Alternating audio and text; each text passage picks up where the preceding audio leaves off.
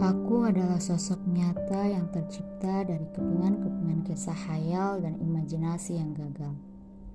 Aku adalah air mata yang telah membeku karena kesedihan telah menjadi sahabatku. Aku ingin lari dari diriku sendiri, karena lari dari dunia tak lagi cukup menenangkan. Aku tak henti bertanya-tanya, bagaimana orang lain bisa tetap tertawa ketika hidup begitu penuh misteri dan tidak memiliki jaminan. Aku adalah sosok nyata yang oleh kenyataan hidup dibuat merasa begitu sendiri. Aku mendapati diriku memiliki begitu banyak alasan untuk menangis, namun karena hal itu kanal emosiku justru tersumbat. Tak ada air mata yang menetes, tak ada isak yang keluar. Kecewaku berkali-kali, sedihku terus terjadi. Seakan hidup tak pernah ramah, tak ada bantuan, apalagi keajaiban. Aku bahkan jadi berburuk sangka, seakan semesta terdesain untuk membuatku susah dan menderita.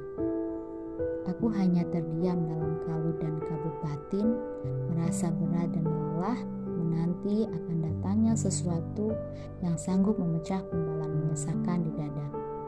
Namun hal itu tak kunjung terjadi. Aku mendapati diriku memiliki banyak alasan untuk menangis. Namun alih-alih sesenggukan, aku justru merasa seperti tenggelam kehabisan napas. Kemudian, aku temukan diriku merasa begitu lelah dan penuh kantuk. Namun, tidur adalah sesuatu yang membuatku gelisah dan cemas. Seakan-akan ada hari esok yang menanti dengan kengerian. Dan ketika aku merebahkan tubuhku, jantungku berdegup waspada, otakku aktif siaga, perasaanku was-was. Sementara jiwaku bersedih penuh penyesalan dan pertanyaan, bagaimana bisa aku berada pada situasi yang sangat melelahkan jiwa ini. Sekarang, aku menyadari bahwa luka dan derita membuatku rendah hati. Kehilangan kemampuan dan kapasitas diri membuatku sadar betapa rapuh, lemah, dan tidak menentunya apa yang kumiliki selama ini. Sehingga tak seharusnya aku berbesar kepala atas semuanya. Seiring aku memahami lebih mendalam tentang kehidupan, ternyata dalam hidup, pencapaian dari usaha seseorang tidak selalu bisa dilihat dari jumlah dan ukuran. Hidup tidak selalu berjalan seperti itu. Seringkali pencapaian seseorang adalah hal-hal tak kasat mata yang hanya bisa disadari ketika kita menyelami, menggali, dan memahami lebih mendalam akan kehidupan mereka. Kini aku lebih mudah tersentuh oleh mereka yang selama masa hidupnya terus berusaha meski tak pernah menuai hasil yang masuk dalam kategori sukses. Atau mereka yang berusaha dan mengorbankan semuanya agar orang yang mereka cintai bisa mengejar cita-citanya. Sementara mereka tak mendapatkan apa-apa. Atau mereka yang puas dan bahagia dengan hasil yang sedikit yang hanya cukup untuk menyambung hari, padahal usaha mereka telah mati-matian. Atau mereka yang gagal dan terus gagal dan gagal lagi, namun tetap bersabar dan berikhtiar meski tak ada bayangan mereka akan berhasil. Kini aku lebih tersentuh bukan dengan kejayaan, melainkan dengan proses hidup orang-orang yang membuat mereka mengerti akan makna keikhlasan sehingga mereka bisa menjalani hari-hari dengan pemahaman bahwa jumlah tidaklah sama dengan berkah, banyak tidaklah sama dengan cukup, dan mewah tidaklah sama dengan bahagia, dan bahwa pohon hidup mereka perlu tumbuh, tapi tumbuh tidak selalu untuk berbuah, namun untuk mengakar lebih dalam agar kokoh, karena buah hidup seringkali tidak dipanen di dunia.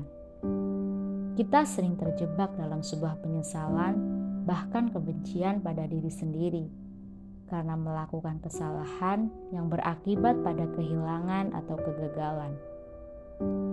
Namun Namun, tanpa kita sadari, kesalahan itu adalah satu-satunya jalur yang memang perlu dilalui.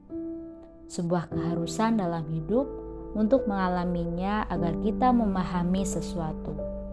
Dan dengan pemahaman itu, kita bisa memantaskan diri untuk mendapatkan sebuah hal yang tak pernah kita duga akan kita butuhkan. Sebuah hal yang bermanfaat, bahkan menyenangkan di masa yang akan datang. Dan di saat-saat seperti ini, kelembutan dan kasih sayang dalam hal terkecil adalah yang kita butuhkan. Sebuah benih ketenangan dan keyakinan untuk terus melakukan yang terbaik, meski tak ada jaminan bahwa semuanya akan baik-baik saja. Jadi, rilislah rasa sesalmu, maafkan dirimu, yakini bahwa yang telah terjadi hanya dan hanya terjadi untuk membawa Kiat menuju skenario hidup fantastis yang telah menanti untuk kita perankan. Dan kita hanya perlu tunggu tanggal mainnya.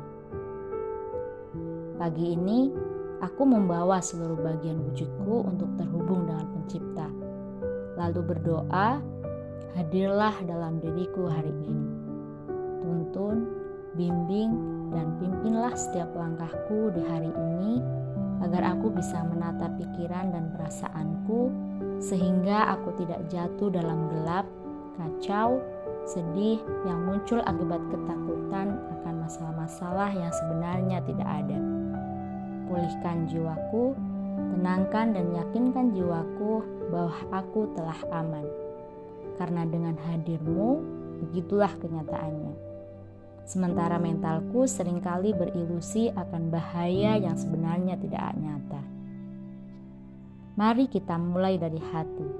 Kita pulihkan trauma, kita pulihkan ketakutan kita, karena keindahan bersama dimulai dari kedamaian individu.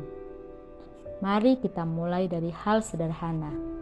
Sesederhana menghirup udara dan mengembuskan dengan perlahan sembari berbisik, "Terima kasih Tuhan atas napas ini. Terima kasih atas kesempatan hidup satu hari lagi."